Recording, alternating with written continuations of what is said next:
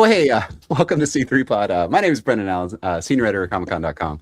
Up in the right-hand corner there is Mr. Brett Lawson, student of the game and some other stuff. Student of the game, Gameday Huddle, Go Live Vegas. That's right. Okay, Paul Vato down there, you know, from MADtv and a bunch of commercials. He played a big mouse or something in some children's show that apparently is not as good as Elmo. And down in the lower right, we've got Erik Amaya, editor-in-chief of comiccon.com and the executive producer of this fine show.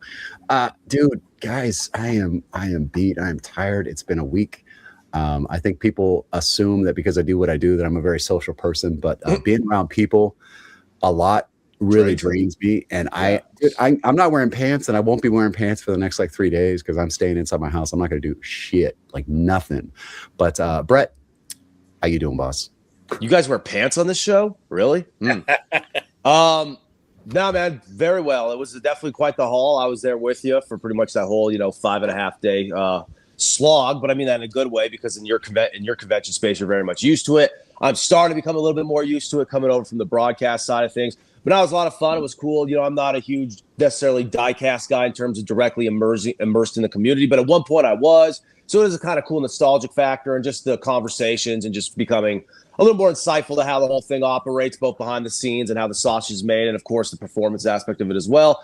Now it's fun, and now you pivot back into a time of year where the sports front gets very interesting. We have opening day not too far off. Your Giants play my Yankees on that Sunday night. World Baseball Classic just wrapped up, so pretty interesting time of year. It's kind of cool.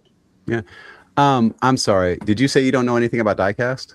Were we supposed to know things about diecast? I know, right? Here's the thing, though. That your host should be prepared. I'm saying that, well, no. Being prepared is one thing. True. Because I go and I ask them, what do you want to talk about? What's your big thing? Like, what are your names? What are your titles? I make sure I get all that stuff right. Yep. But I'm also asking questions because I genuinely want to learn about the stuff. I genuinely have a question. And I think that sometimes that's better. I mean, that's why we have Paul here. Is because it's very we all know collectibles. We all know comics and stuff. And Paul sitting there asking the questions actually makes us sit there and go, oh, well, let's explain that, because there are people who are watching who don't understand how collectibles are made or how figures are made or how they're marketed or anything like that, or what makes it collectible. Man, how many different versions of the cartoon cars did you see this week? Oh man, tons. And that's another thing was cool. I mentioned this when we were wrapping up the whole thing with Steve on the main stage. I said, coming over from the TV radio side of things, and of course podcasting, I know the advertisements work and how crucial sponsors are, how they slip into the media side of things. But to see how they slip into the convention side of things is so fascinating, because you see how crucial the cons are and you see how crucial the sponsorships are and how that partnership makes it all go. And that's live so cool, sponsorship is a little different than ad sponsorship. 100%. When you're reading ad reads on air and air commercials, that's one thing. When you're actually like the lifeblood, the fuel of these events, like Cartoon was and Jade and all these other great places, it's really informative, and you get, like you said, it's very educational. You get to learn how the operation goes. But like the cartoon, so cartoon did several of the cars, but everybody does a themed car or a exclusive car, and they'll have this logo on it for DieCast Supercon 2026, and then there's an upscale version of that. And I forget what that version is called, but like the retail of the car is, $15, $30, whatever it is. The next step up is like $300. And then I was gifted a red bottom from Cartoons, and those are more than $1,000 for the red bottom. It's the same car with a different color on it, but they only make 100 of them or something like that. And then there's the double drip.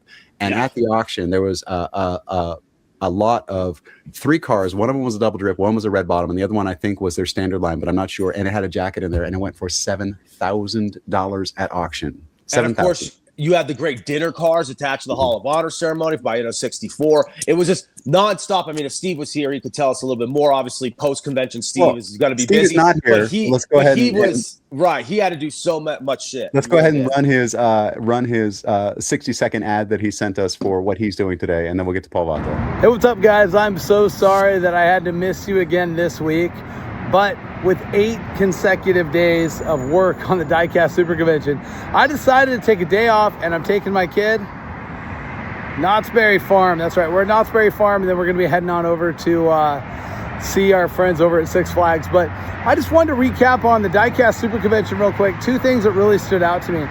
One of them was my kid was brought up on stage during the Hall of Honor, and he was presented with a very cool memorial for his great-grandmother that died. And they presented him with a car that had her image on it and likeness. and brought him up on stage during the Hall of Honor. I was incredibly emotional that night. It meant a ton to me, and that's just kind of explains, you know, how the community in the diecast world is. And then the second thing that really stood out to me was just the fact that during all of everything that was going on, how great the attendees in this community is for the diecast events. We had a ton of fun. Our friends at Cartoon did an incredible job with the exclusive piece that they did in the rigs, and I'm sure we'll get pictures of that for you here. But again, I just wanted to say sorry I missed you guys.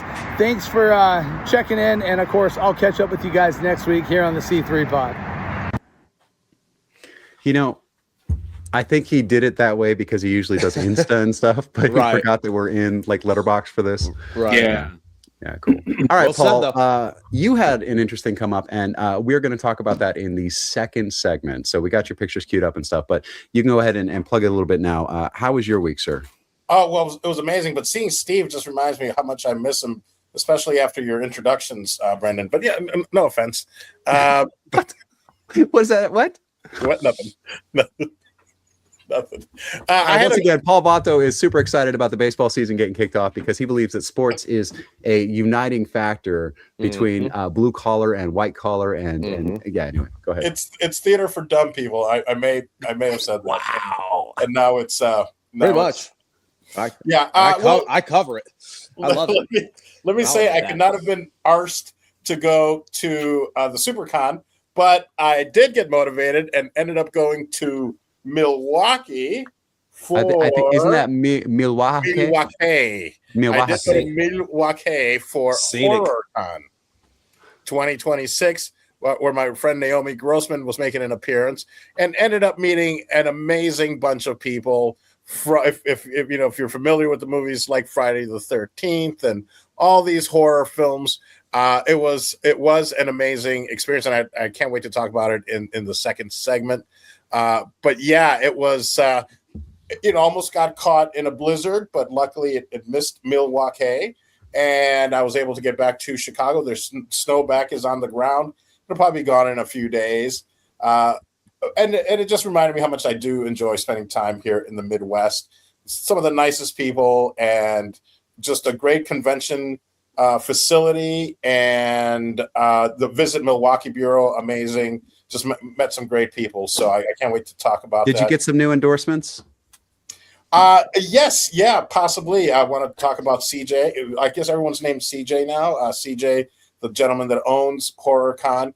I want to shout out to him, and we need to talk. So let's talk about some possible collaborations and having some of these amazing actors. All right, go to commercial. I'm about to get a paycheck. But then also, I have a show coming out, so I'd like to talk about that as well. Well, talk about the show, because that fits into the first segment, ROS. The other thing goes in the second segment. So that's how that works. Yes. Yeah. So at the end of March through the first week of April, if you're in LA, in the Hollywood area, we have the PNN Academy Comedy and Podcasting Festival coming up. So lots of stand-up, podcast, some short films and everything. So just go to paulvato.com. You can get all of that info from there. But I will be hosting a comedy night April 3rd at the Comedy Chateau, which is in North Hollywood, and everyone's invited. But almost every night there's going to be some event either there or Dave and Buster's, after party that we're doing a lot of collaborations with them. Who's headlining on the 3rd? It will be Brian Kiley. If you don't know who he is, get yourself familiar with Brian Kiley. I think he's probably the world's best comedy writer, stand-up comedian. He worked 20 plus years for Conan O'Brien as his joke writer and on the staff. Also worked with Ellen. But Brian Kiley, clean. He works clean. I'm sure he doesn't have to, but he does. But his joke style writing, it comes out of nowhere, and it's some of the funniest material I've ever seen. So familiar. Two of my favorite comedians, Nate Bargatze and Brian Regan, don't work with guys at all. Yeah. Nate Bargatze's almost like considered a major conversation about that, considering that's so hard to do. Every media interview he does, it's like brought up, and it should be, because it's a hard, increasingly hard thing to do in comedy. Brian Regan was one of the first like big mainstream during this new era of comedy where like social media, everything is blowing everybody up. And they asked him about it, and he goes, yeah, I swear. He said, but I don't do that on stage because like it's like the lowest common denominator. You go into a room full of fifth graders and you tell a poop joke, they're all going to laugh. But go into a room full of fifth graders and don't tell a poop joke and make them laugh. That's comedy. That's when you know, everybody knows what you're doing. And we even told a buddy that we were working with, a colleague who was doing, a lot of audio stuff with us for the convention. He didn't really understand what Working Blue was. And I basically used that illusion to kind of give him the idea. It's like, basically imagine just toilet humor, little kid joke stuff you crack in elementary school. He said, oh, okay, now I get it. Yep. All right, so let us actually. Oh wait, we got to talk about Erik. Erik, how you doing? Yes, I almost forgot you for a second there. Wow, you're so like shocking. Never. Erik, how was your week, sir? I mean, did you miss me? My week was actually very chill. Like it was a bizarre, slow week for like comics and movies. I don't know if that was the Academy Awards or what, but it was just so strange. I just gave you a perfect opportunity to tell everybody how much you missed me, and you just whiffed. He's being honest. And oh my God, without Brendan around, it was so terrible. It was, I didn't know what to do. I need a PR. Can we get a PR graphic, PR statement, or lower third? Can we get that every time someone has to basically BS their way out of something? Right? Yeah. PR statement. I love it. Exactly. Disclaimer. May not actually reflect that weird like budget wipe where like that something just happened, but like. Yeah, exactly. Go to the producer in the truck with a headset. Go to the white. Go to the white. Go to the white. Yeah. And in the end, I didn't end up watching the Oscars, which, like, I haven't seen any of the movies this year. Like, I've been completely disconnected from that. Right. All that Doctor Who filming. Right, all that Doctor Who filming. It's also a year where like the Oscar season award bait type of movies weren't as nominated as heavily as some of the ones that came out earlier in the year. Right? There's so much talk about Sinners. Sinners almost came out a full year ago. Usually, all the rage at the Oscars is a movie that came out like 2-3 months ago. Right? So like, don't they try to like get them in? Like, there's a timing thing, so they send out the screeners, but then it doesn't release until Absolutely. And that's why it's interesting because it was a little bit different this year since Sinners came out so much earlier in the calendar year of 2025. And I feel like this year is going to be a very divisive year because, there have been some bad Oscars shows where they've done some experimental things with the comedy and stuff like that, and it hasn't worked out. But I really feel like you're going to get a divide between like, that one only won because it's so woke. And if it was this or this or this, or this one didn't get done because of it. Like, I feel like there's a lot of that like infighting.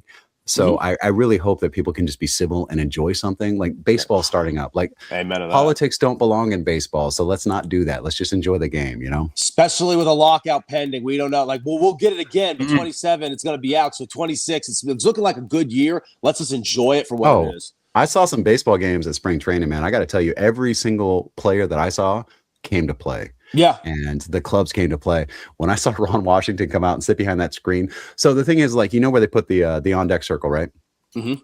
They put it far enough away to where you don't get the exact angle to time pitches that are coming in and things like that. Ron Washington was only about 10 degrees off of home plate behind a screen for the Giants. And I was like, why is the other team allowing this? Because, there's so much information that he's picking up, and it's Ron freaking Washington. Anyways, let's talk about. Yeah, that's awesome.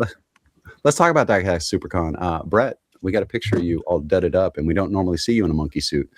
But Brett was the host of the Hall of Honor. He did a fantastic job at that. This was the final night. He also did some panels and things. We didn't get any pictures of the panels, but I'm sure somebody has them. So we're gonna try and poll the audience and see if we can get some more. But the thing that interested me is, so we had the Fast and Furious 25th anniversary dinner. And the guys came up, they talked for a while, and that was cool. It's always a fun time with Chad and Noel. And we had a couple of other guys there this year that I haven't necessarily worked with so much. But then we did the Mayans panel, and everyone on that panel was so delightful. It was JD and Michael and Emilio.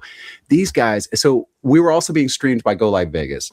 So in the crowd, everybody on the floor can hear us, but in the crowd, there might have been, 12, 15 people or whatever, but there were almost 4,000 people that were watching this live stream.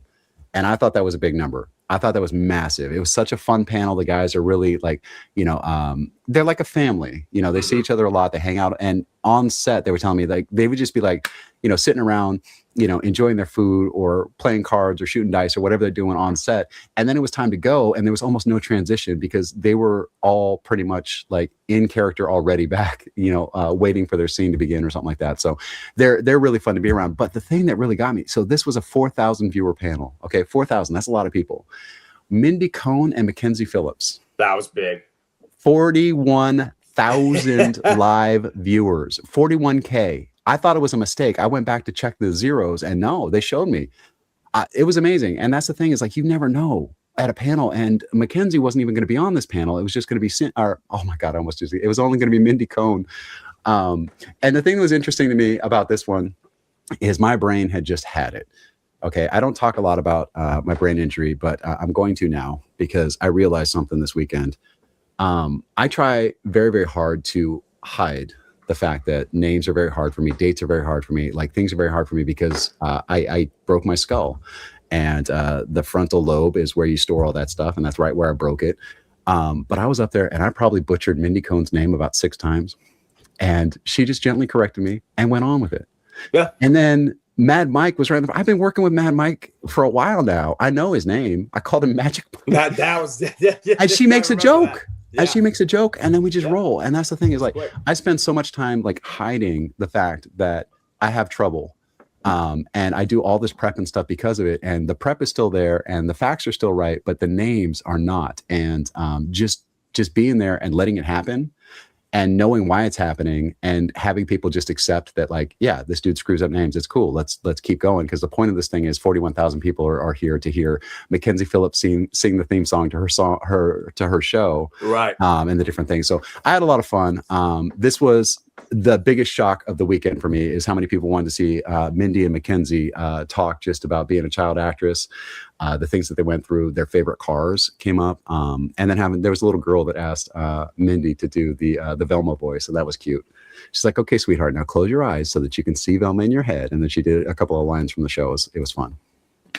Yeah, you handled it brilliantly. You made it so conversational, even in the elements where you said like there were those elements, there's dynamics of back and forth where she would chime in, but you made it so natural because that's what made it genuine. And that's what I kind of appreciated because I think the crowd directly in front of you on the main stage picked that up as well. Because like you said, initially, they may not even have done it if the crowd wasn't big enough. It gradually got a little bit bigger when they knew the audience on Go Live Vegas was there. And bro, they just opened up. Some of the stuff Mackenzie was talking about, because obviously her struggles are well documented, and so is her bounce back story, which is so great. Well, and she asked me too. That was awesome. She asked me too before it started. She said, if somebody asks an appropriate question, you get to shut them down. I said, of course.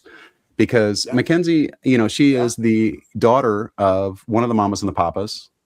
And her sister is China Phillips of Wilson Phillips. Of course she can sing. So when she started singing, I was like, oh yeah, right. That's right. She comes from a musical family, you know, but yeah, no, she was very open about her struggles in, you know, the way that she wanted to share. And I think that her concern was just that people were going to like come on attack. And it's like, no, they're here to support you, to be with very you supportive in this moment. And it was very, very well received. This, like I said, was the shocker of the weekend for me is how many people showed up for this, both online and in person, and just how delightful both of these ladies were. They were fantastic and very understanding. So yeah, and it was cool that it was a Sunday. So a lot of when as Brandon, you could tell the audience better than I can. Sunday is kind of the day where things start to die down a little bit. People start to trickle out of town. The convention, the floor space isn't quite as popping, quite as jumpy. These ladies, along with yourself, gave it that really nice shot in the arm that kind of took us across the finish line. And I think that this panel should have taken place at 2:00 on Saturday. Right. It was a main event type of panel. Yeah. Right. It really was.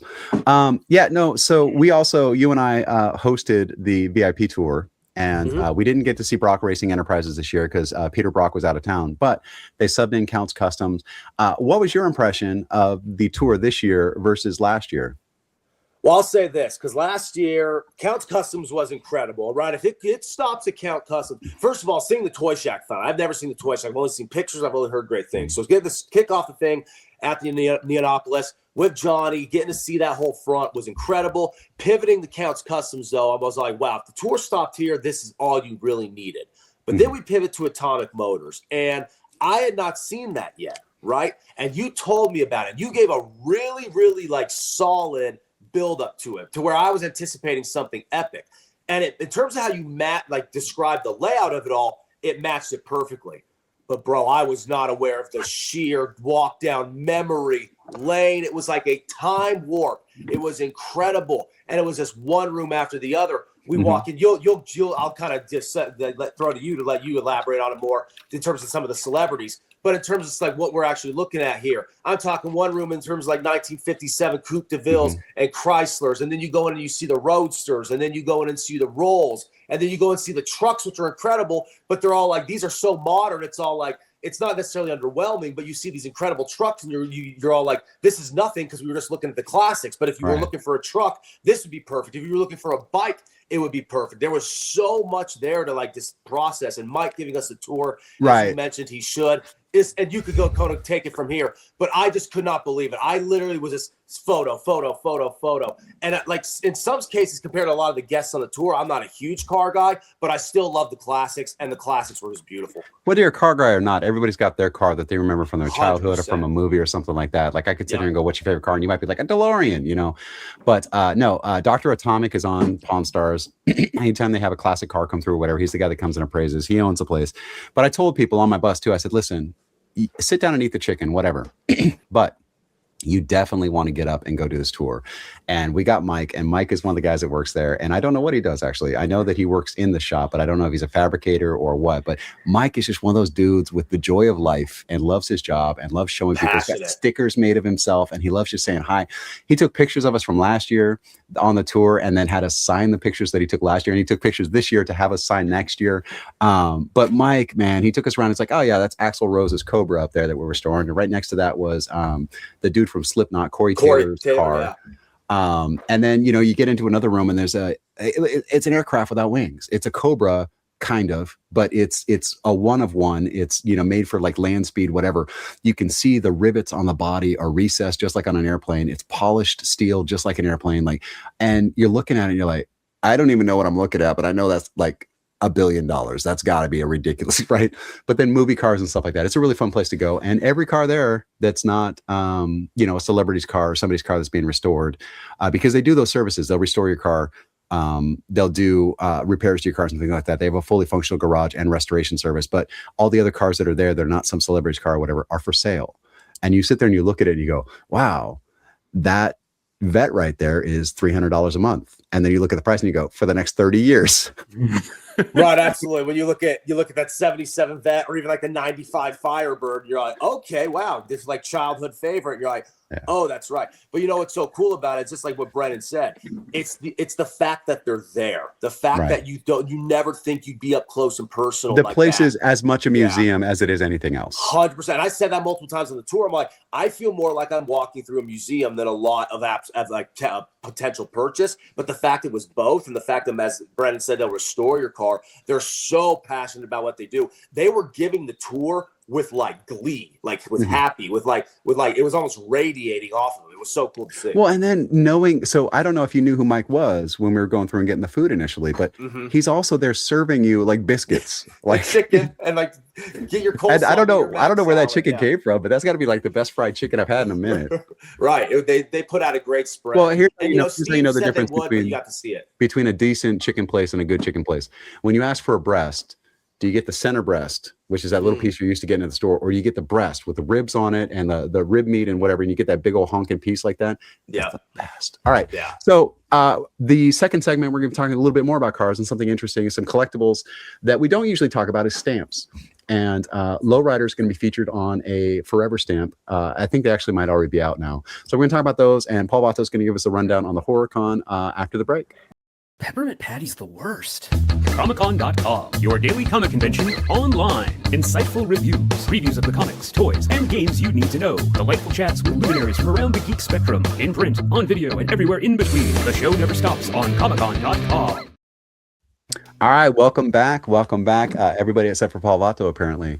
So we can go ahead and skip his segment about the HorrorCon. So here's lowrider culture. I mean, it has been criminalized for so long where, you know, you've got your pipes are too loud, or, you know, you've got to have a certain amount of clearance or whatever. And, you know, the street racing culture. And I think that it's pretty much been criminalized because the communities that do lowriders are like low income. Because what it is like everybody can get a Civic, right? It's like the cheapest, most affordable car, but you can customize it, you can chop it, you can drop it, you can put a spoiler on it, you can do all kinds of stuff. And the thing is, like, you bought the Civic for $1,500 or whatever, and then you saved up your money, you got an $800 spoiler on it or whatever. Yes. So because of the community that I think embraced lowrider culture and customizing culture, it's been criminalized for a long time, and now. Well, can we just go back really quick to the DieCast and that awesome panel discussion? You led the way with the Fast and the Furious 25 anniversary dinner, right? And ceremony. Who was really making that exact type of reference in brilliant fashion? Your guy, Noel G. Noel. He elaborated on that same type of thing. Noel is very much a man of the people when it comes to like lowrider culture, and when he's in there talking about struggling growing up, he knows what that is because he's been there, and so I know he brings that to his roles, and he is a fascinating panel. It was awesome. And he'll give you one per convention, so he took that dinner as his, but he could have been on the Mayans panel. And he could have been on, they were going to have, they were asking to do a Fast and Furious panel. Like Noel could have done 3 or 4 panels, and it would have been packed out. Everybody that was there would have been there watching because it was fascinating. But he did talk about lowrider culture, and just basically you can go and get a car, you can get a Jetta and trick it out and do the things. But some of the classics, United States Postal Service has either just put out or they're about to put out forever stamps that celebrate lowrider culture. It says celebrate a culture that originated in the working class Mexican American Chicano communities through the American Southwest with lowrider forever stamps, available in sheets of 15 for $11.70. And what you can see on there's 5 different designs. There's a green 87 Cutlass Supreme that's called Pocket Change. That's clever. There's a blue 46 Chevrolet Fleet Line, and they couldn't think, I think they dropped the ball in naming this one. It's either Let the Good Times Roll or Soy Como Soy. And I think that because of where these cars originated, that Soy Como Soy is the best title for the car. I think they should have just dropped the other one altogether instead of giving it 2 titles. Go ahead and tell us what Soy Como Soy is, Paul. It's comes from the vegan culture. It's soy como soy is it's I am how I am. Yo soy como yo soy. They short it to soy como soy. So I am what I am. And, it's pretty much like take it or leave it. This is me, right? This is me. This is authentically me. And I love the fact, I don't know if you already got to the 63 Chevy, I think, but we grew up riding around, and my mom was very proud of that. We recently talked about it.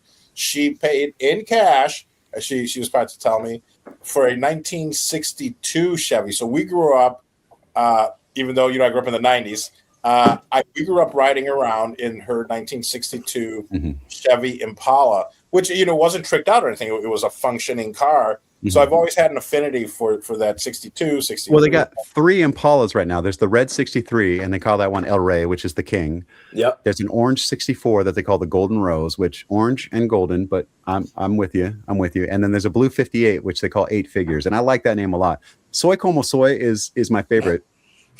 El Rey comes in close, and 8 Figures I think is pretty good. Well, Erik, if you could put up, send from now on, please send Paul Vato stamps. Specifically.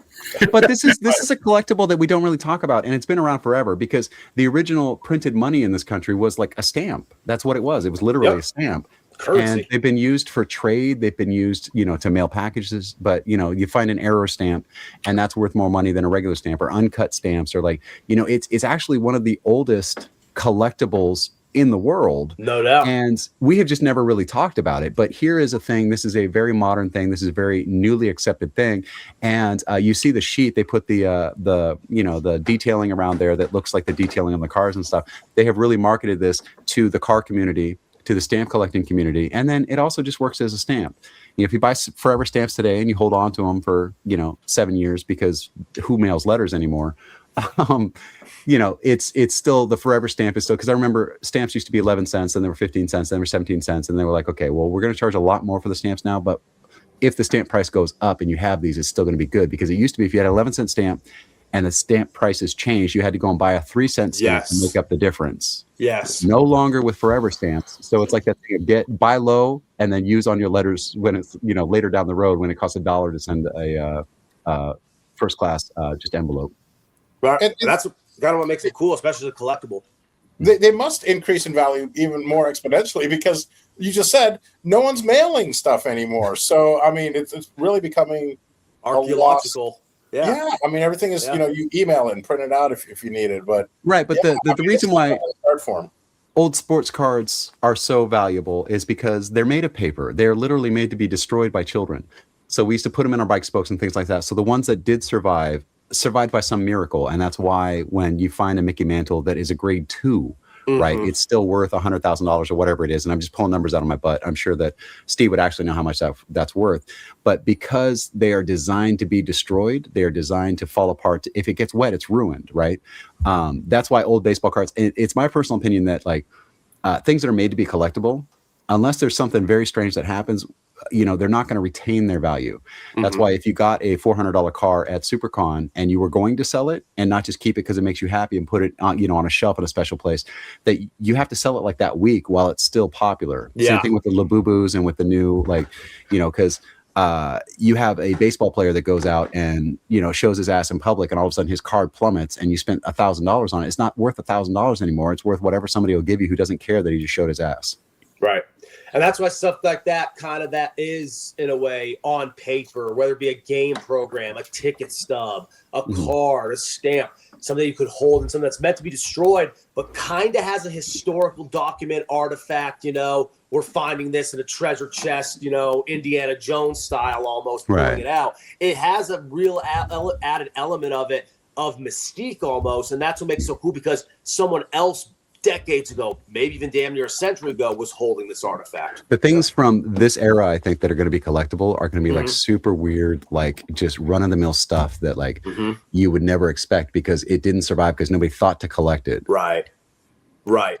I'd hate to almost say this in front of this group because I know the mentality, but growing up, I was quite the philatelist.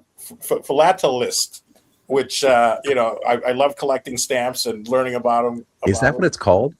Yes, I think so. Is it really? That's great. Yeah, coins are what numismatist and numismatist. Yeah. It is. It's philatelist. That's great. So, and it comes from the Greek and it means love of exemption, which refers to prepaid stamps. It's exempt from taking a toll because it's been prepaid. I love that. I'm surprised you said that out loud. Yeah. It was funny. My wife and I we were in Gold and Silver Pond, and it was, I think, during our honeymoon trip, and we were like, let's see this place, right? And I was a little weirded out by it because, first of all, it looks massive on the show. It's not very big, but some of the things that are in there, it's like people will pay because they don't know, but it's like, here's this set of bagpipes that they're offering up, and they're charging bagpipe prices, but like I'm looking at it and I'm like, okay, well, this and this and this and this and this means that's worth about half what they're asking, but because they're not a bagpipe seller or whatever, Paul nerd out count, nice. But I was in there and my wife was like, okay, so this is an ounce of silver and this is an ounce of silver. That one's $3,000. This one is $6,000. Why is that? And it's like, well, that one's just silver. That was the gold and silver that Rick had with him and the old man stamped on it. And it's worth an ounce of silver plus, a little bit of credit because it's got like a cool show theme on it or whatever. But numismatic value versus intrinsic value. Numismatic value means that, you've got the standing Liberty, whatever, and it's like it was struck in this year and this and that or whatever. And that's the value that we place on it. It has intrinsic value because an ounce of silver is worth whatever an ounce of silver is worth these days, $1,200, $1,500, whatever. So if you were to melt it down, you get $1,500. In its current state, it's worth, $50,000, whatever it is, and I'm like I said, I'm just making up numbers. And I'm sitting there explaining this to her, and one of the guys behind the counter, who none of the dudes who actually work there are on the show, by the way. But one of the guys behind the counter was looking at me, he's like, do you want a job? That's funny.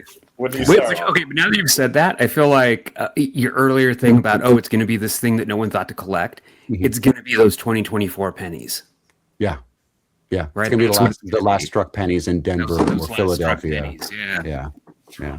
Nice. All right. So, Paul, we do have some images from your weekend, and let's get into that a little bit more. You went to a horror convention. I've always wanted to go to a horror convention because my homie Cullen Bunn goes to horror conventions all the time. Dirk Manning goes to horror conventions all the time. And these are people that I would love to go to a convention with because I want to have conversation with them because I never get to when we're both working a convention because we're both working.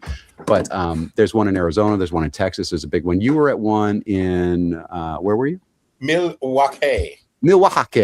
So here you are with some folks in the booth. Who are these ladies? To over my right shoulder, on your left there is Felisa Rose from like Friday the 13th, Sleepaway Camp, Scream Queens, I guess you could call them. Summer facilitated the Milwaukee Horror Con, and I sorry if I'm overpronouncing it. I just a few times I was misunderstood. Coming from you, you have to overpronounce it. Please do that. Milwaukee in the future. Horror Con. Yes.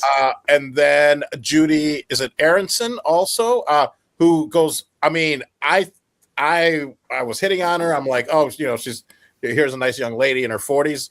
I guess I can give away her age because she said it and it's out there. But she didn't say it on the radio, though. She didn't say it on air on a podcast. So I'm maybe not going to say it. I'm not going to say it. But she was in Weird Science. So some of my favorite movies and also a lot of the horror films. And of course, then my good friend Naomi Grossman, who famously played Pepper on American Horror Story.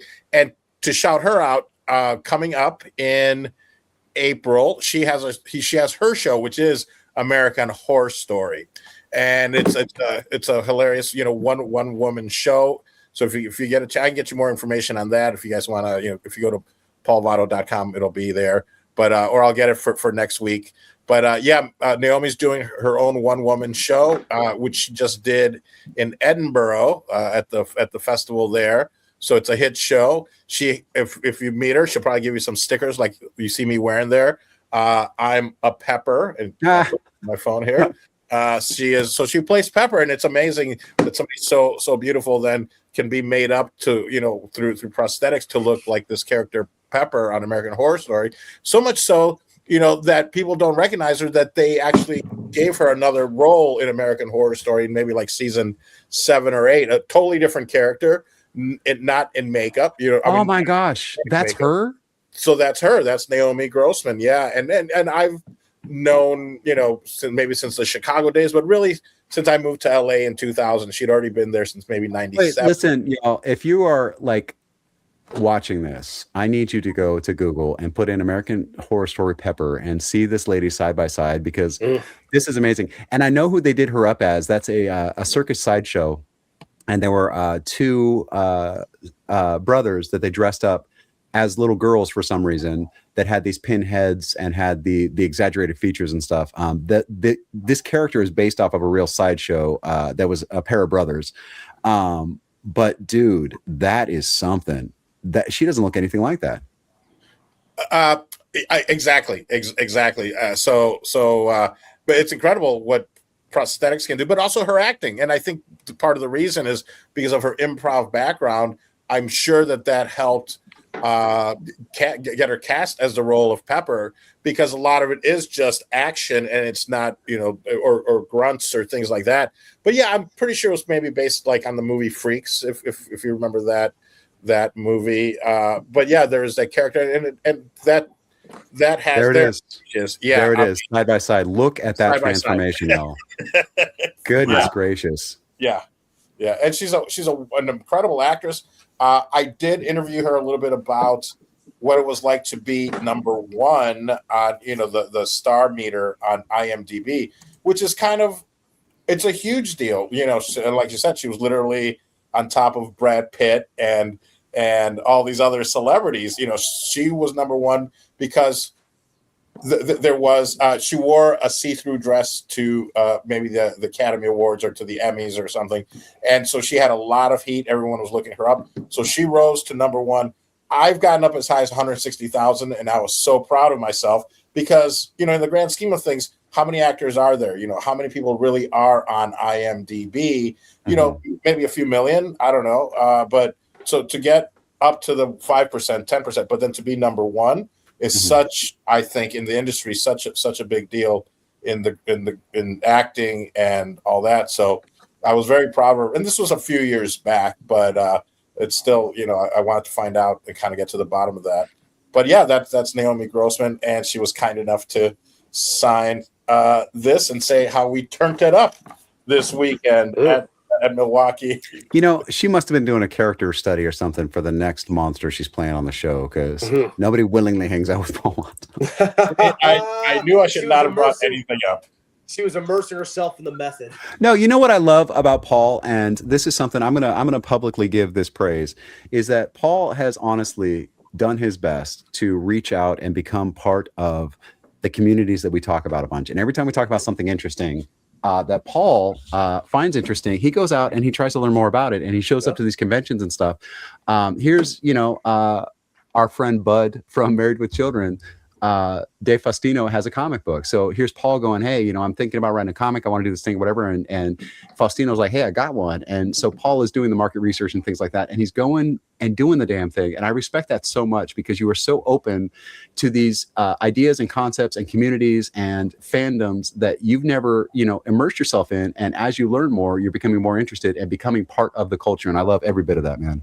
Oh, man. Thank you. Because I don't want to just take advantage of something. I actually want to learn about it and learn what it goes into it, because it's not easy. Sometimes as an actor, you make things look easy, and everyone's like, well, I can do that. But, so do singers. They make it look easy, and I'm like, oh, I could do that. And then you're like, no, you can't. Mackenzie Phillips is from a musical family. Like, all of her family sings, and she started singing, and I was shocked on stage because I was like, well, now that I think about it, of course you can sing, but it's that thing where you don't think about it. Because to be an actor, you used to have to sing and juggle and tap dance and whatever to get a part. And now you can just go and read some lines. But you're absolutely right. Becoming a whole entertainer or a whole person who can go and be part of these events, you're going to be hosting panels and stuff before you know it, bro. Oh, I can't wait. I mean, if I'd have been flown out for Supercon, I would have been there. But since I wasn't even invited, I at least got to. You were invited. You were supposed to be Taco Man. The whole episode last week was a damn near inviting you. But I will say, it turns out the lower third St. Paul Comics had a point after all. And look what it's doing. It's coming to fruition. It really is. Yes. Yeah, it really is. And Felisa Rose, we were nice. CJ, the organizer of the event, was nice enough to buy us dinner at it wasn't $100 a person, but we tried to get there. But it's you can only buy so many cheese curds in Wisconsin, so that was a nice. Wait, CJ bought you curds in Wisconsin? I'm so confused. You lost the thread. Well, our CJ, the CJ that put together Horror Fest. Everyone's named CJ now, right? As Paul mentioned earlier. I'm changing my name. I'm going to be CJ M. Allen from now on. So sure, CJ Punk over here. And their second down from the top is CJ Lawson. CJ and then CJ Amaya is running the sound and video for us and images and yes.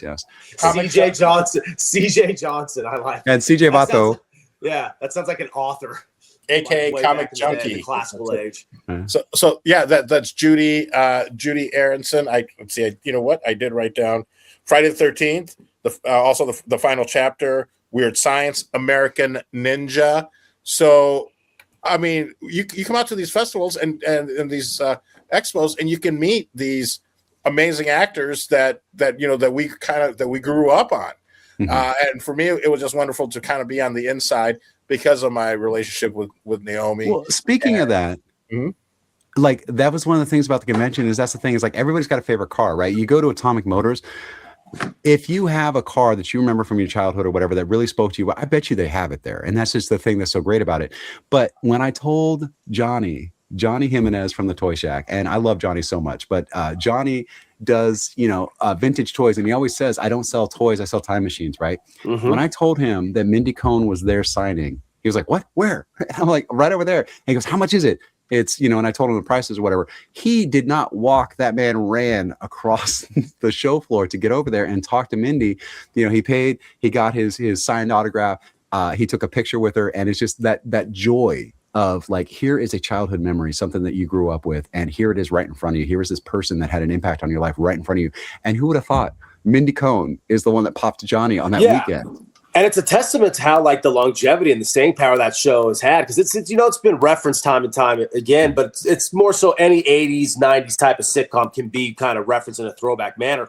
But it has like real staying power when it's exactly what Brennan just mentioned, when it's people really investing their emotion, their time, and their money into it. All these years later, even if it's a character who at this point is known for something completely different, like voiceover work, but there's, she's still Natalie from The Facts of Life. So we got to get in on that. It's kind of cool. Well, and there was one sweet moment too, where she, a little girl in the audience had said, can you do a line for me as Velma? And she goes, okay, sweetheart, close your eyes so you can picture the character. And then she was, would you do it for a Scooby snack? Jinkies. She did the whole thing. It was pretty amazing. So Paul, who else or what else of this convention was your big takeaway for the week? I mean, that there's a need and desire for these type of conventions. So I know that the people that are putting this together, I think, are also doing one in like Cincinnati. So it's not like in Chicago, New York, LA, but in smaller yet large enough cities that will support this. And just to see the smile on people's faces, especially like interacting with Naomi, and you can just tell, some of them come up there like scared to talk, but she's so good at it, she'll hand them a sticker just for even talking to her. And then most people end up, and yeah, you're there for money, but you're not really there for money. You got to love the people. You got to love the community. Well, that's the party line anyway, but you're definitely there to get paid. You're there to get paid. Yeah. There's, because if you said to them, hey, this one is for the exposure, they're not getting on that plane. They don't need exposure. Right. They're good. They're set. They're set on that front. Hence why you're trying to get them to begin with. Right. 100%.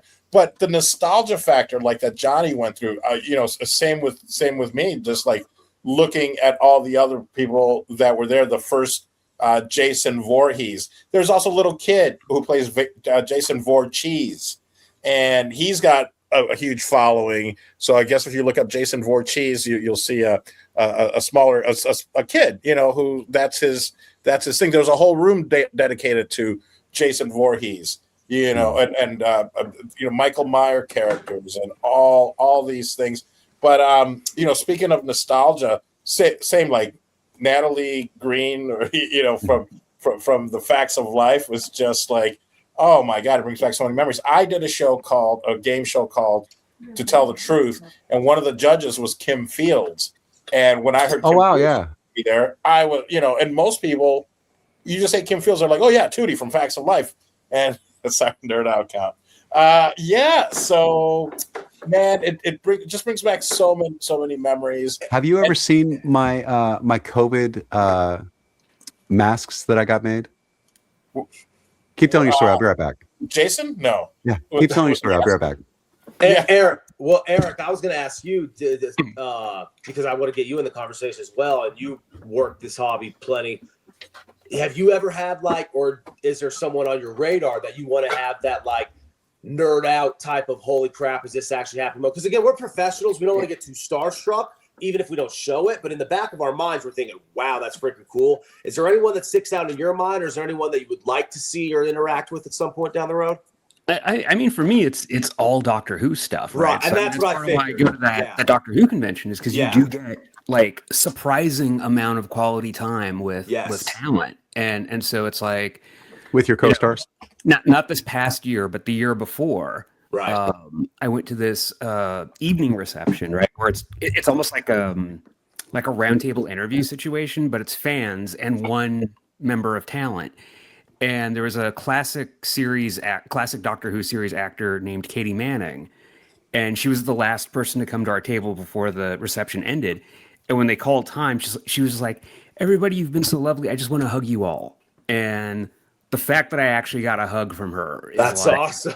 Super cool. It's like, I mean, there's no video, there's no photos, there's no documentation, but it's that thing that's just for me. It's like, this cool little fanish thing happened. 100%. And it's awesome. And that's the perfect way to describe it, because everyone has those, fanish things, or where the culture truly hits you in the face. You're like, wow, I'm actually seeing it up close and personal. I got it when I received a knife edge shot from Greg the Hammer Valentine. Oh, I'm waiting for that next month. Who's going to be at the Unrivaled show. So I cannot wait for us to ask him to give Brendan one as well. That's going to be an awesome experience. But now, Eric, you hit it on the head. That's what it's about. It's about those candid, intimate type of moments that you can really only get in the convention space. Because even me, I could talk to someone on my podcast, or someone as a part of a live broadcast that's going on.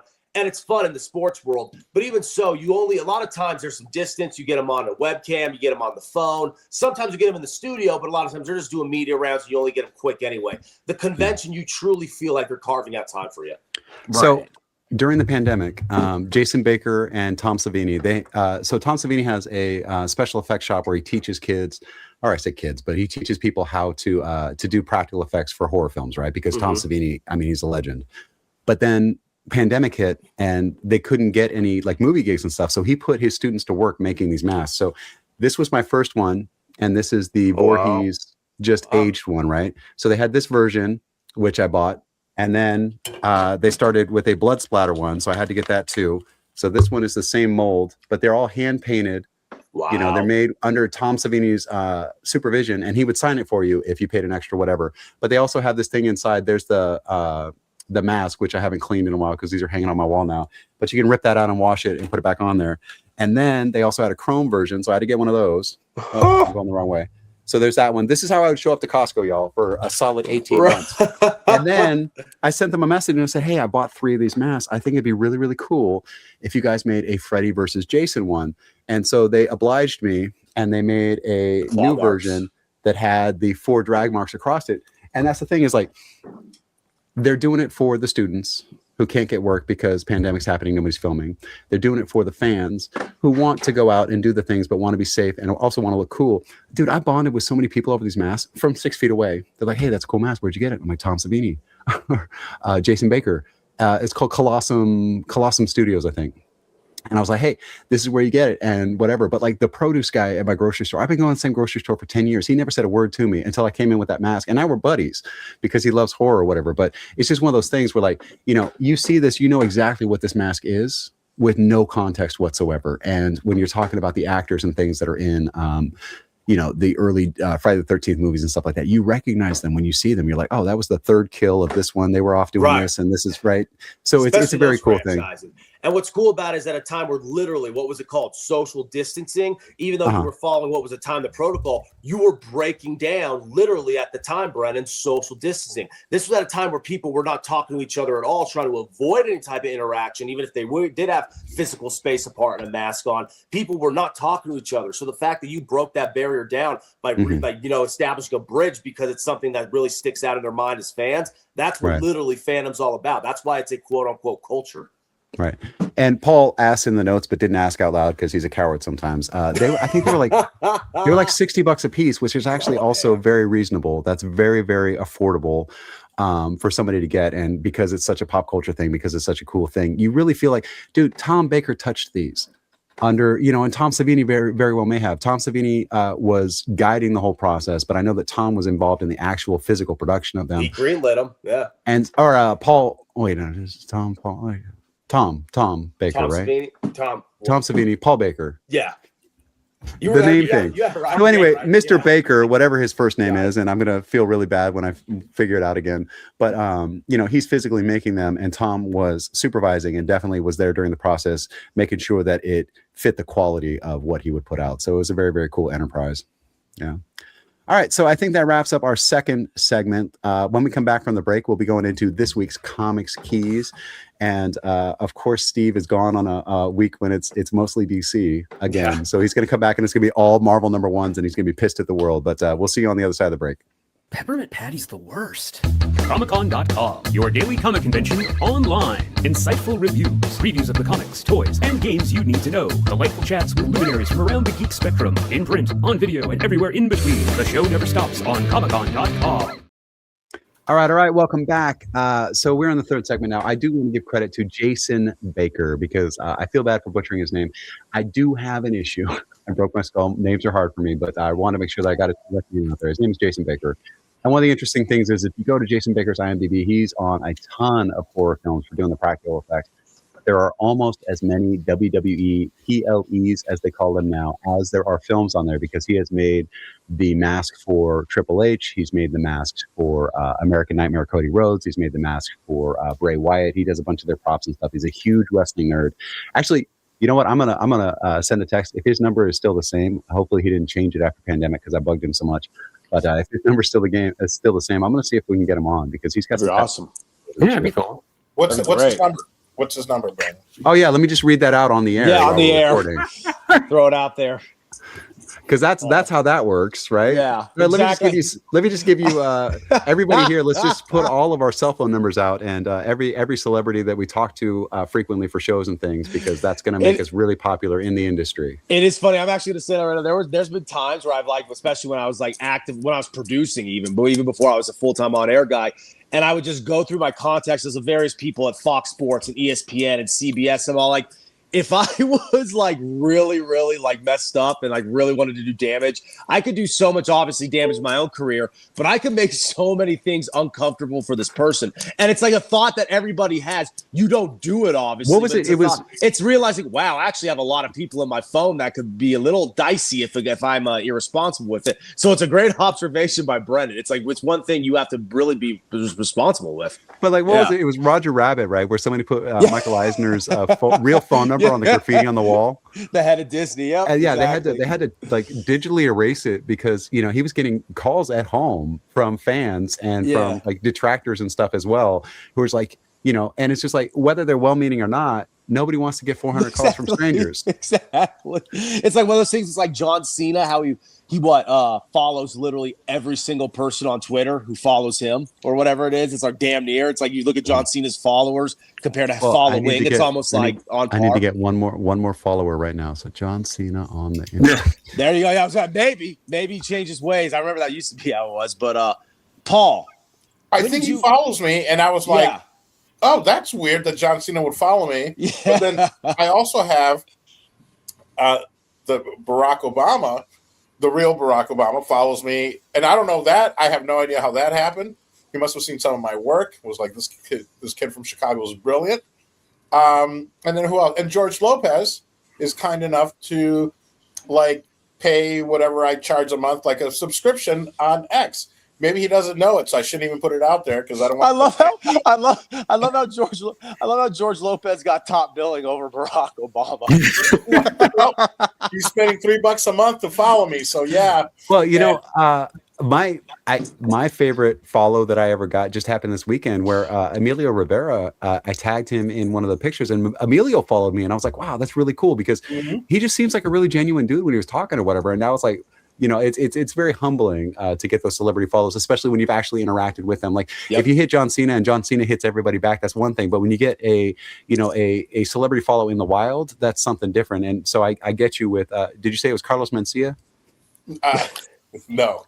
And for the record, I follow you as well, Brandon. So shout out would be nice. Oh yeah, no. Paul Vato follows me, but I had to give him $7 at the airport. Yeah, exactly. So.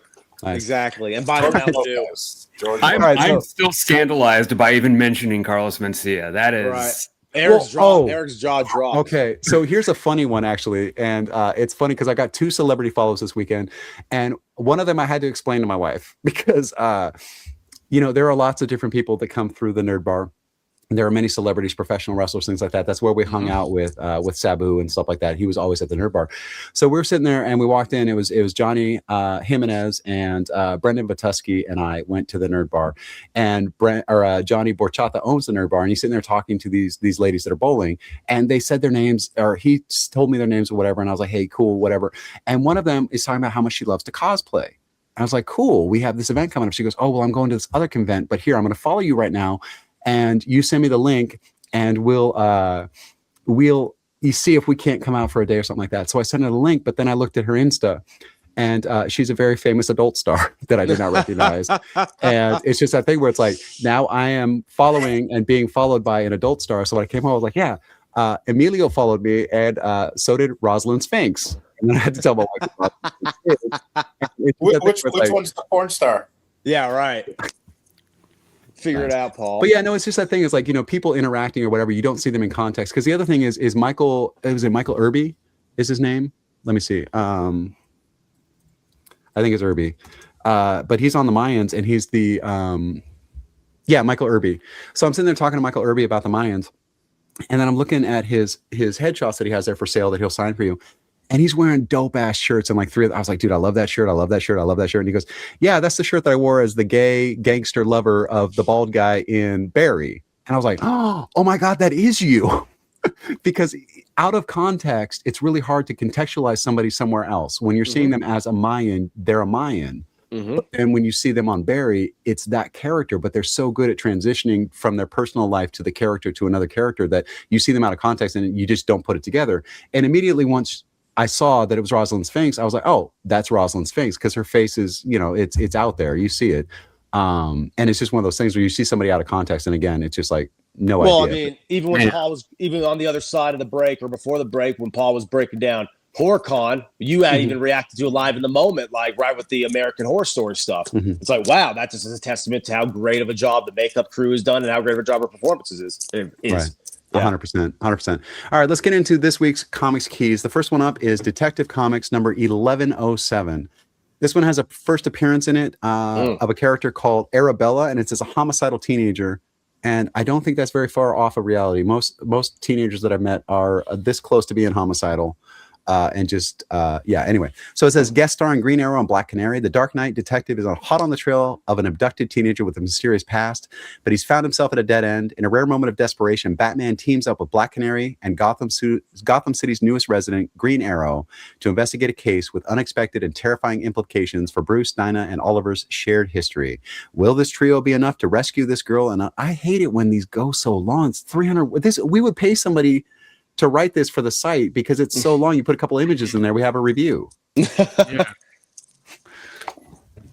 But yeah, so this is Batman, Green Arrow, and Black Canary. It's a team up. I don't know if this is a new story arc, but we definitely, it is. Gotham's new Trinity starts here. So it's a brand new story arc and it's got a first appearance. So this is a good jumping on point. If somebody, it's 1107 issues in. So that this is one that you can start with very minimal knowledge of what's going on, and they're gonna kind of guide you in before they kick off the story really hard. Yeah, and it's basically up the alley of anyone who likes DC for what it is at its core. Obviously, with Black Canary and the Batman element, because she does so much in Gotham, and then Green Arrow, anytime he finds himself in Gotham, is always great because the parallels between Oliver and Bruce are like, they go on and on. Their personalities and demeanors are much different, but much of their stock character actually is very much the same in interesting ways. And the parallels there are fun. The parallels with Canary are fun. And then, of course, the romantic element between Canary and Arrow are always fun. This is classic, like, DC from Silver Age onward type of stuff that could be remolded and readapted any timeline because it's a detective comics at its core. Well, and I kind of feel like Green Arrow and Black Canary are kind of a B team for DC. Yeah. And so they're going to get the rub for this if it spins out into something else or whatever, because it actually says that Green Arrow is now a resident of Gotham City. So I don't know if they're doing that in the lines too. Hey, Paul. So when you're talking about comics and things like that, if you have minimal knowledge of Detective Comics or whatever, this is one to grab as a first issue. You see on there, it says Gotham's new Trinity starts here. You see it's a brand new arc. You see this cover. You picking it up? Yeah, 100%. Absolutely. Because it's, I'm getting in on the beginning. It's the, so it's nice to, and I like the all in, such a poker term. I have a cigar named the All In, our 18-inch cigar. But other than that, I love that it's a new arc. Of course, he finds a way to work in a plug. You go VatoCigars.com. No, it's a new arc. I don't have to. Oh, now I got to find the other ones. Now, hey, we're starting from now on, and I'll follow it as long as the arc goes. So absolutely. Which is why I say that more publishers should put that right on the cover, because there are so many titles that are just like this, that are so many years in, so many decades in. Nobody knows where to start. Erik, your thoughts, sir? Well, for one thing, I love this cover. Great cover, but also because I've been a lifelong DC fan. Just the notion of Ollie moving to Gotham, that's kind of a new rare idea. The fact that he and Batman have to work together is also, I mean, there's possible friction there just because Ollie has always kind of felt like the Batman also ran. What with the aeroplane and the arrow, right. And Star, Batman, and like Star, Batman got a junior partner, so Green Arrow had to get a junior partner. Yes, Speedy and Robin, right? And like Star City, if like Gotham is like, almost like the worst possible scum of the earth, just like a worst place hell on earth imaginable. Star City kind of isn't. It's a little more progressive. It's a little more up and up. It's a little more like trendy, a little bit more modern. But because of that, the crime reflects to be more modern in Star City as opposed to more grim and more old school like it is in Gotham. So like, how's that dynamic going to be handled? Because it's a little bit different handling the baddies and the criminals in Gotham than it is in Star City. So that's a great point too. It's interesting looking at this cover. What is Black Canary's power? Sonic Cry. Okay, so here's what I'm seeing now for the very first time, and I've been looking at these. I did the research, I did the ROS.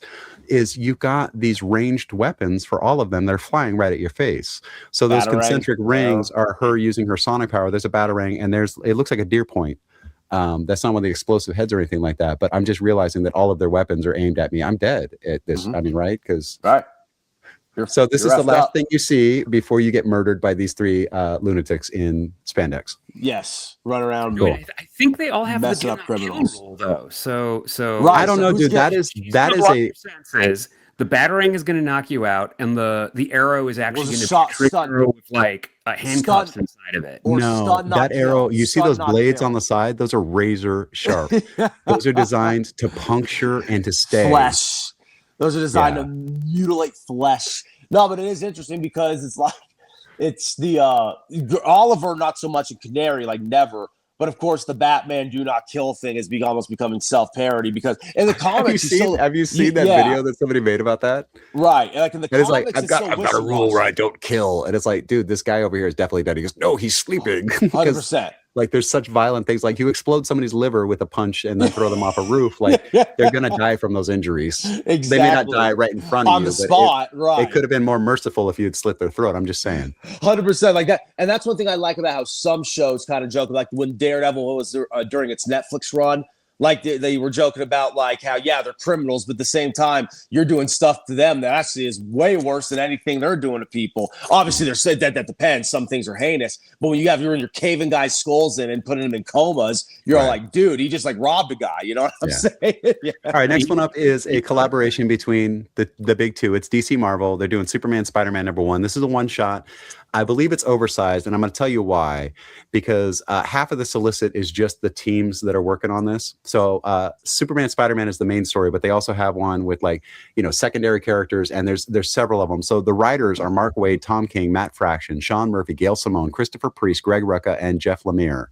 Art is by Jorge Jimenez, Jim Lee, Steve Lieber, Sean Murphy, Belen Ortega, Daniel Sampier, Nicola Scott, and Rafa Sandoval. So there are at least like 10 stories in here. And even if they're, three or four pages each, this has got to be an oversized issue. It says, when journalists Clark Kent and Peter Parker find themselves chasing the same story, the conspiracy they uncover could change the world, especially if Brainiac and Dr. Octopus have anything to say about it. So that's how they got Clark Kent and Peter Parker together. And like I said, they paired up a bunch of secondary characters and other superheroes and things throughout the rest of this thing. There's 10 stories in this thing easily. So definitely fan service, definitely just doing a thing because it's just a one shot. But it's nice to see the big two working together and kind of give the people what they're asking for. Yep, this is why one shots are fun. And Paul, like, if you're not privy to like what makes one shot so special, this would be something that's great for you to see how one shots differentiate from much of the other canon, much of the other lines. I love it. Now, who technically puts it out? Is it DC? Is it Marvel? Are they both printing it? I mean, I know it's a collaboration, but or crossover, or whatever you might call it, but it generally printers are making it, or is there one? Generally, printer? What happens when they do collaborations like this is whoever's doing that title, because a lot of times they'll do like a series. What was the series called that they did in the 80s or the early 90s? The Amalgam Comics? Yeah, Amalgam Comics. That's basically whichever character was the bigger character. That was the publisher that was putting that version of it out. I'll bet you that they're splitting printing on this, and the ones that DC does will have their characters featured a little bit more prominently or something like that. Like it's kind of well, here's a variant cover. This is cover E. It's the Olivier Coipel variant. And I love this cover because that's Golden Age Superman right there. Yep. And that's a very classic Spider-Man. But this one right here is just, it looks like a watercolor piece. It looks very old school. And this is one of those things that you could take to a convention and get signed. But you've got DC and Marvel both in the corner there. They had the trade dressing a little bit on the different on the other one. But this right here, if I saw this on a shelf and this is open order, I would definitely buy this one over the other one in a heartbeat. Copiel is a great artist. He's so good. It's just a shame that superhero is not quite the right milieu for him. Like I think he'd be great doing the sort of French sci-fi comics. It's just like, but because there's so many of those titles out there, he'd get tons of work. Yeah, what a market! But right. No, I do love the kind of watercolor aesthetic to it. I think it's awesome. I think even the other one before it, just because that kind of looks like something that could be from the last 30 years in its own right? That could be like in the 90s. It could be in the early noughts. It could be kind of anywhere. You know what I'm saying? Like that kind of looks like it as well. Get kind of the back end Bronze Age. This in the modern to me, age. So I think the second. Go ahead. Yeah, this cover looks very 90s to me. Yes, 100%. On this one, it's very much a Jim Lee kind of Superman. Yes. And maybe a Kevin Maguire or a Mark Bagley Spider-Man. Right. Maybe even a Todd Spider-Man. It kind of resembles a Todd Spider-Man. Yes. It's got speed in it, so it's definitely not a Liefeld Spider-Man. Yeah, right. And it seems like something you'd find in like 99, 2000, 01. And it works, and it was a kind of a comic you'd have for years until they kind of remodernized with the new 52, and obviously all the Brian Michael Bendis relaunches that Marvel or like that he kind of spearheaded. But no, definitely. And then the second one very much looks like, as Brendan said, the watercolor. This one looks more timeless to me in the sense that this could be kind of thrown out there by anybody who was creatively leading these two respective superheroes. But it looks perfect for right now because, as Brendan said, it's a classic Spider-Man, but it's a Golden Age Superman, and Golden Age Superman's always Is that a badass. backpack he's wearing? Yes. Yeah. It's a book bag. Nope. Paul, thoughts? He's got to put Peter's clothes somewhere. Always. Yeah. I absolutely love this one. And I feel like I don't know if they're up in the clouds or because it's at the bottom there, it looks like they're in the clouds, but they're standing on something. It feels like, because it's based on reporting stuff, that's probably the masthead of one of the newspapers that's embedded in the building. But I was trying to figure out which one it is because it's not the Bugle. Yeah, and it's not the Planet. It doesn't look like it because it's the Planet either. But that's what's so cool. That's another cool tie-in, right? You have the two journalist superheroes, right? The photojournalist and the classic reporter. And it's so cool now how you're bringing that element together too, because Clark Kent and Peter Parker could be in a newsroom essentially side by side, and next thing you know, they're fighting crime side by side and saving the world. So it's pretty cool. Has this happened before? Specifically, Peter Parker and Clark Kent. They've had crossovers like this before, or amalgamation. I mean, there was the Superman Spider-Man in the late 70s. Well, there was Superman Spider-Man crossover. I don't know if Clark Kent and Peter Parker have. Yeah, and that's the thing. I've never read it, so I don't know how much time they spend in civilian identities or how much it matters to that story. And that's why the newspaper element makes it so interesting. And that's another thing that the Marvel, the MCU Spider-Man movies haven't tapped into yet for obvious reasons. The Sam Raimi ones did brilliantly so.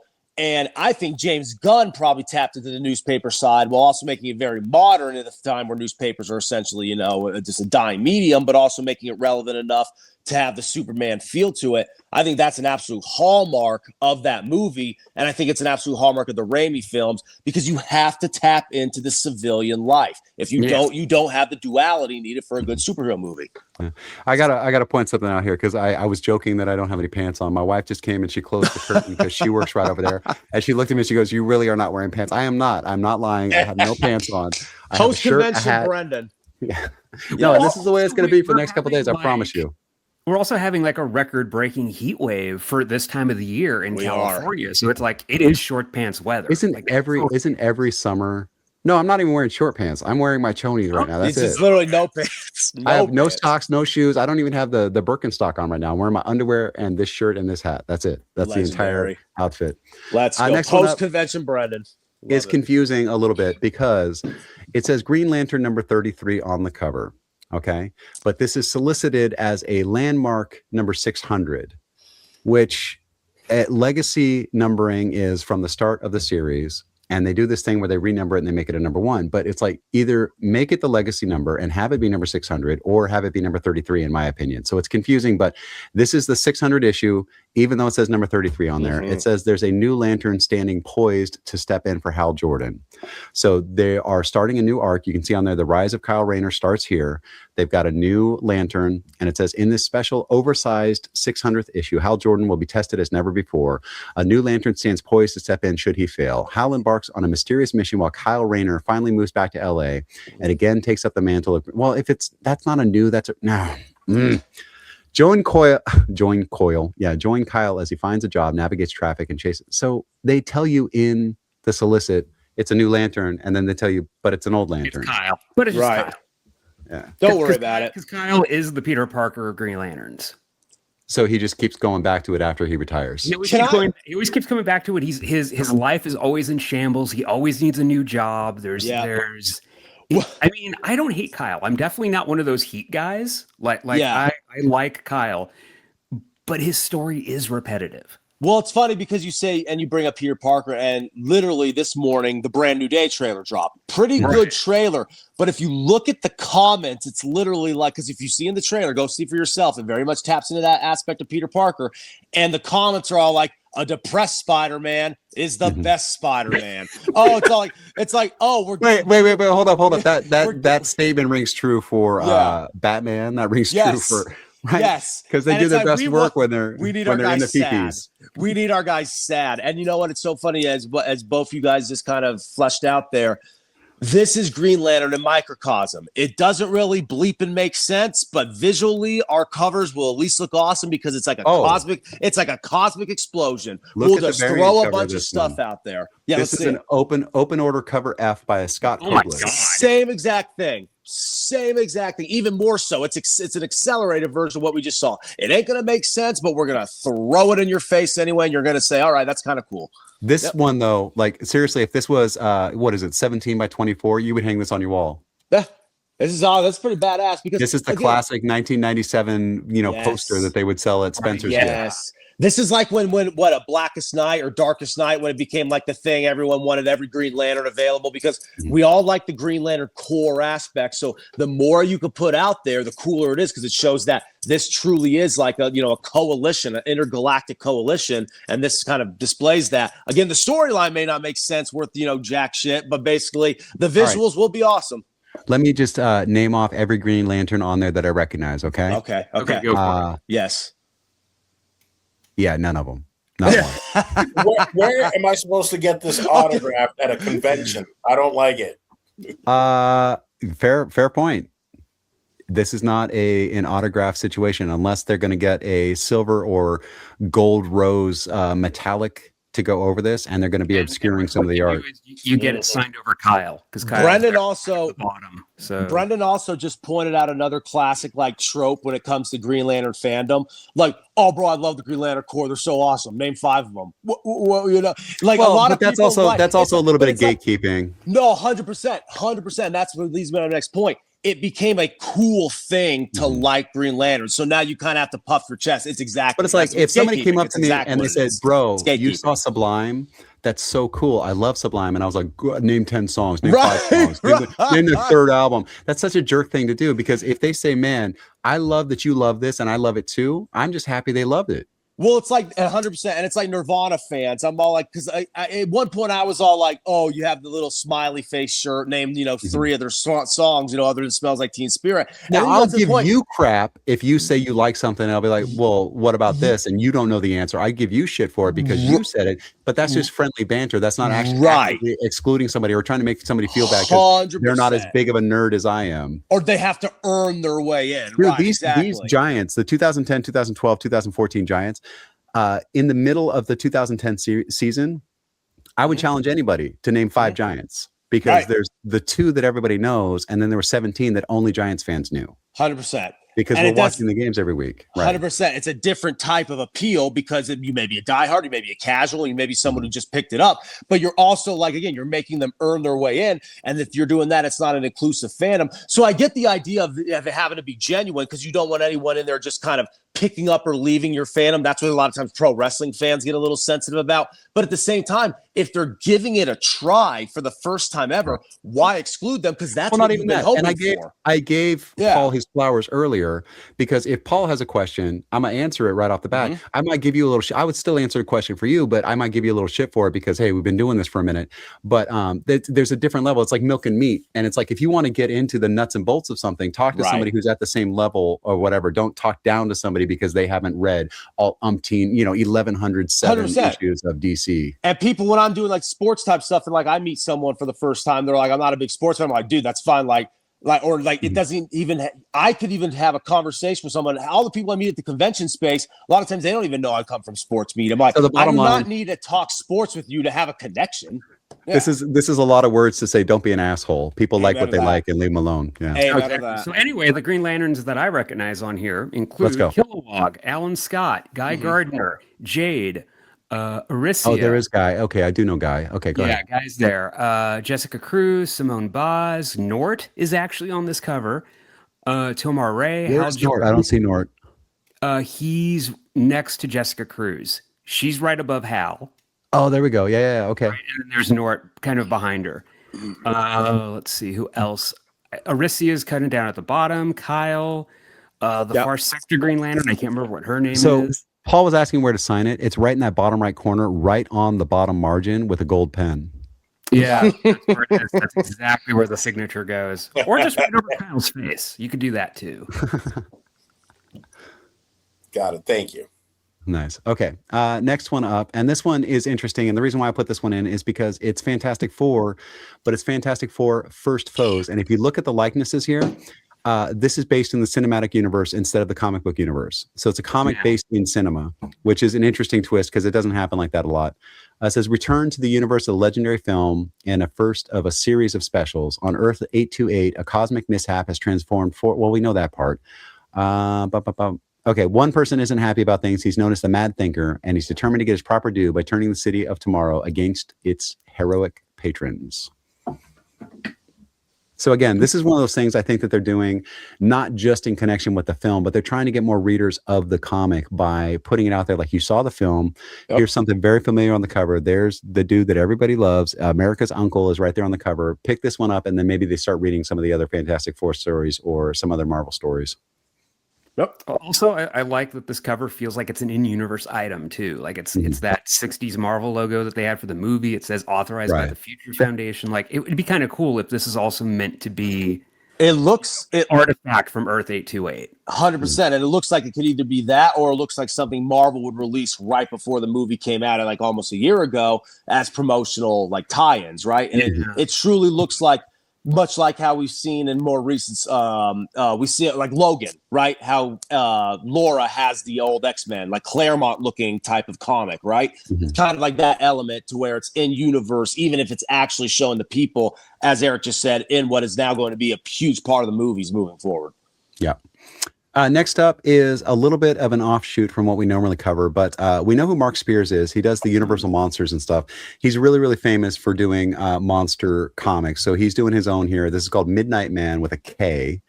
And dude, that is creepy as shit. I love that outfit, or if that's his skin, I love it even more. But it says, a brand new one-shot from Mark Spears, set in the record-breaking Mark Spears Monsters universe, introduces the origin of an all-new superhero, Midnight Man. Who is he? Where did he come from? And how does he fit into a world overrun by monsters and madness? All will be revealed in this standalone origin story that launches a bold new hero in the monsters universe. Every legend has a beginning. This one begins at midnight.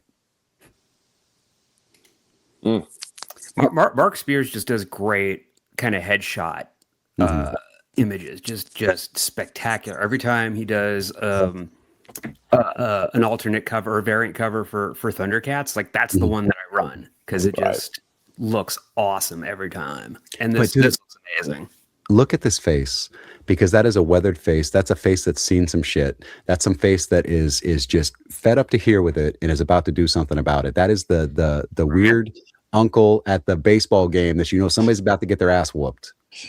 And the veins on his chest suggest that he needs some water. He desperately needs to drink some water. Yeah. No, he's on a cut phase on his fitness journey. So you bulk and then you cut, and you bulk and then you cut. Right. Yeah. Hey, Paul, did you model for this chest? I did. Yeah, they used me as a model. I'm glad you noticed. And yeah, I do. I was sitting there looking at myself in the mirror the other day, because I've been doing this fitness thing. We talked a little bit about some of the stuff that we're doing on the road, or that I'm doing on the road, I guess, to stay in shape and kind of keep my mental health together and stuff like that. But it's funny, because I was looking in the mirror. I was getting dressed for DieCast Supercon one morning. I was looking in the mirror. I was like, I've got pecs. Like, look at that. Like, I'm sitting there, because I mean, you notice things when your body starts changing and stuff like that. And so someday my pecs will look like that, with these massive veins going around and stuff. I don't see nipples though. This dude is a nippleless wonder. What about the blue skin? Can we get that going for you? Maybe you know what? I would tattoo a negative space, except that my skull would be very hairy just in the center. I have this one patch that is star shaped, like Blanca from Street Fighter. Solid. No, but it's really cool. There's an element of intensity. There's an element of intimidation here. I love it because it seems like as if like you're locked in the damn room face to face with this badass. You're about to get absolutely messed up. It's like there's some about blue skin that's off-putting too. That automatically puts you on edge. Uncanny valley, right? So it's like it's one of those things where it immediately adds tension. It's just really cool. Yeah. Well, if you go back to like the Legend of Woad, WOAD, there's there is a discussion about whether or not it actually happened this way. But in Braveheart, you see the blue paint. Yeah. Supposedly that was supposed to be like a topical anesthetic where if you get a minor cut or whatever, you wouldn't feel it so bad because this stuff is on your skin, right? But then it's like, well, that was made up by Hollywood and this and that or whatever. And it's like, well, it did exist, but whether they wore it and did that or whatever, or whether they were actually just using it as medicine is the thing. But yeah, if somebody is naked standing in front of you and their skin is blue, what's the one from oh shoot, it's not Mystery Man. It's the blue guy who sits on the moon and watches the Earth destroy itself. Oh, Dr. Manhattan. Yeah, Dr. Manhattan. From Watchmen. Yep. It's so unsettling seeing this massive blue guy with his bits all in the wind, just standing in front of you, talking to you like you're an insect, right? Yep. Yeah. And then and honestly, I think that's probably a big reason why The Amazing Spider-Man 2 tapped into that with Electro. Electro had never looked like that in any appearance for Spider-Man. It was classical yellow type of Electro. Right, with the weird mask, right? Like Jushin Thunder Liger's mask. Great frame of reference. I love Jushin Thunder Liger. But very much like that, like a Psychosis, Jushin Thunder Liger type of 90s mask with the green garb. And it's all like, no. Now it's like it just regular Jamie Foxx in like a hoodie, but his skin is that offsetting blue. And again, it just adds an extra element of blue uncomfort. Is the actual color of electricity, so it makes sense for the character, right? No doubt. Like there's a scientific element to it. Next one up is Hyde Street number 11. This is another one that's not one of the big two, and it is Image. Image does a bunch of weird horror. This one's going to be a new story arc. So The Butcher of Hyde Street Part 1 begins in this one. The first horror event of the Breakout series begins here. One of the most infamous and terrifying residents in Hyde Street history has returned, unleashed after decades of imprisonment. But this isn't just a killing spree. It's the beginning of a reckoning. And no one on Hyde Street is ready for what's coming next or what happened before. So it sounds like there's a little bit of a time element happening with this one because they're referencing the history as the present and as the future. So I don't know what the storyline is, but this, if you're into horror, looking at this cover, this is one, if I knew, and I wish that they had put on here new story arc begins or something on there, but if they had, and I saw this cover, I would want to pick this up because I at least want to get oriented to what's happening here and the serial killer stuff, the red and black that they got going on here, the low light situation, this kind of screams Jack the Ripper to me. From Hell had a bunch of the same imagery on their posters and things. So I would definitely pick this one up. And since it is Jeff Johns and Evan Reese, you can be certain that someone's arm is going to get ripped off. Is that a hallmark? That is a hallmark of their collaboration. Someone always loses. Well, he's got his left arm dipped into the right, so you can't see whether it's been torn off or not. So maybe that's a reference. Maybe that's the reckoning. Before he went to prison, he got his arm ripped off. So. And it's one of those things. No matter how modern the story may be, it's like it feels Victorian. It feels Jack the Ripper. It feels horses' hooves on cobblestones with like mist surrounding. I can hear it. You just painted a picture, Brett. You are an orator, sir. That's what I'm saying. Like, right? Don't you got to get that? And you see this guy right here on the cover, like, and there may be some raindrops and like a dim light. And that's a very old style driver's cap, and that's a very old style shirt collar. This very much feels like a period piece, and if it's not, that's a great character quirk because he was in prison for so long and he's wearing these clothes from when he got locked up or whatever. So whether this is period or not, that's a brilliant choice. I love it. Yeah, this is really cool. Because again, we have so much, context prior. We have so much source material. We're going to have a general idea of what Batman, Black Canary, and Green Arrow are going to do, or even what a Superman, Spider-Man crossover is going to look like, right? This we are curious about. Like, we want more, and that's kind of the very point of this segment to be like, for our audience, we hope they all are like that with every title we go through, but it shows that even us as the host of the show, we get that too, and it's because of comics like this. Yeah, what do you think, Paul?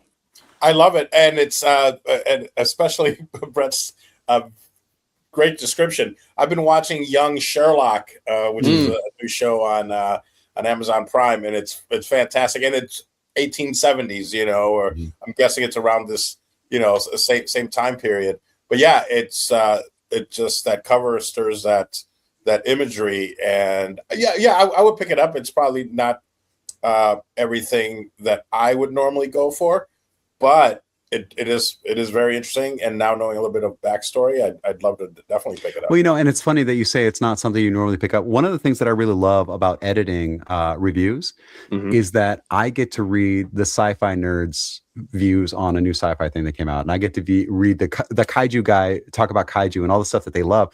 And sometimes, when the TMNT guy does a review, I go and pick it up because Scott said to. Or I go to pick it up because Anton said to. And when Anton is really excited about a kaiju comic, I know they did it well because he is the first one to pick it apart when they do things wrong.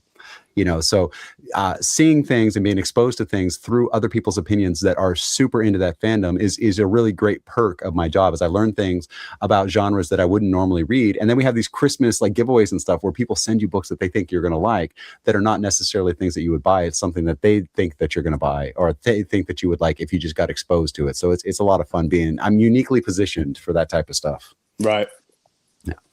All right, the last one we have for today is a facsimile. You guys know that I love these, but speaking of Silver Surfer and Fantastic Four, this is the Silver Surfer #1 facsimile edition for 2026.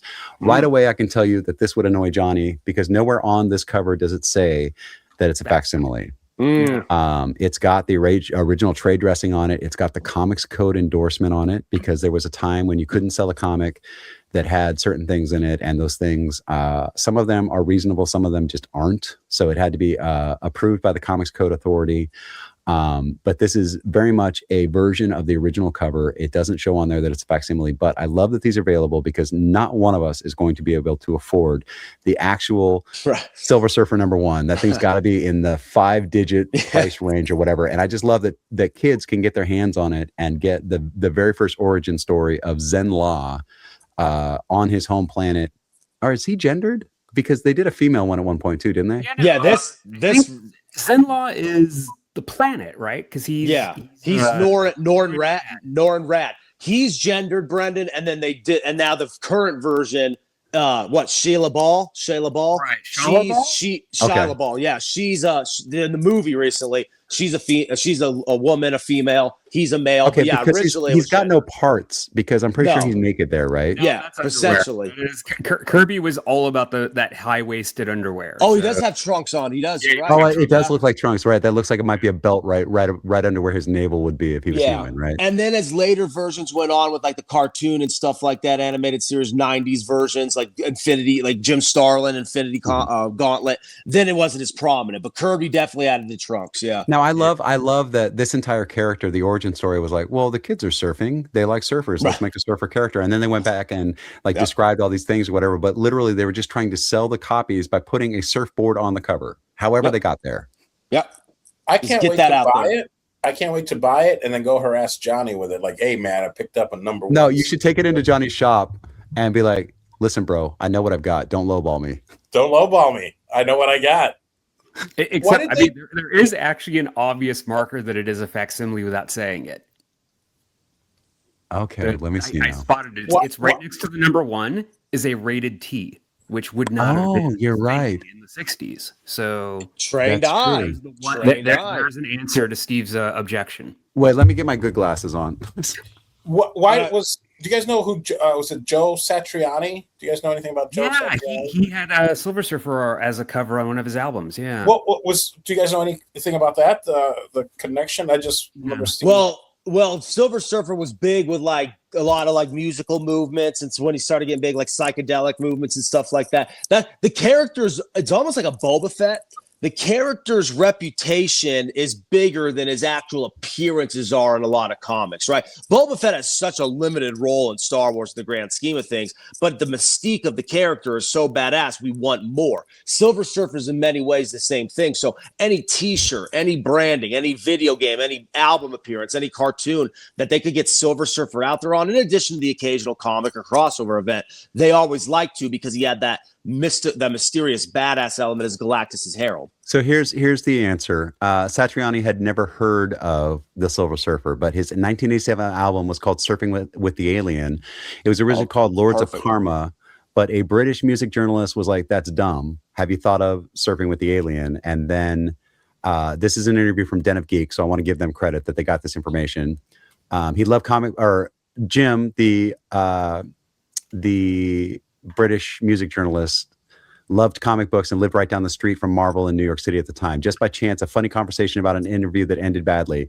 I called him up and said the guy didn't like the title of the album. Within 2 minutes, we decided it was going to call Surfing with the Aliens. So it was one of those things where somebody was like, dude, it's dumb. Why don't you think about that some more?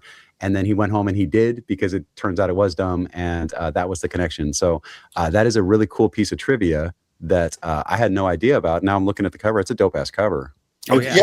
And I remember Paul, way to bring, good job bringing that up. I remember it was Surfing with the, and I couldn't for the life of me remember Surfing with the Alien. That's right, because it wasn't Surfing. Well, and it's a funny callback to the origin of Silver Surfer. It's like, it's that thing where like the guys who came up with Silver Surfer didn't know anything about surfing, but they knew kids were into surfing. And here's Joe Satriani going, okay, cool. Now what about surfing and aliens? And lands on the Silver Surfer as imagery. It's funny because you end up knowing more things. Like, dude, I wouldn't have known this if we weren't doing this show and Paul didn't ask the question. That goes back to the thing too about gatekeeping, and it goes back to the thing that we were talking about. You know, when I'm at DieCast Supercon, I don't know a lot about diecast, but I'm learning every time I go there, and I'm learning because I'm asking the questions, and because I'm asking the questions and I have the genuine interest, people are talking to me and telling me things that, you know, I knew this album, but I've only ever streamed it, so I've never seen the cover.